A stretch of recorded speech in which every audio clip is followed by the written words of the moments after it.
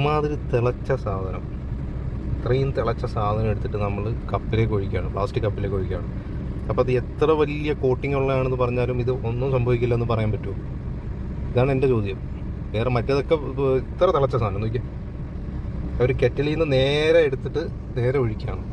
അപ്പോൾ ഇതേപോലുള്ള പേപ്പർ ഗ്ലാസ്സിൽ അല്ല ഒഴിച്ചു കഴിഞ്ഞാൽ ഇതൊന്നും സംഭവിക്കില്ല, അതിൽ നിന്ന് ഒരു റിയാക്ഷനും വരത്തില്ല, ഉറപ്പായിട്ട് സംഭവിക്കും. എന്തിനാ വെറുതെ? സോ പേപ്പർ കപ്പിലെ പേപ്പർ എന്താ വെള്ളം ഒഴിക്കുമ്പോൾ നനയാത്തത്?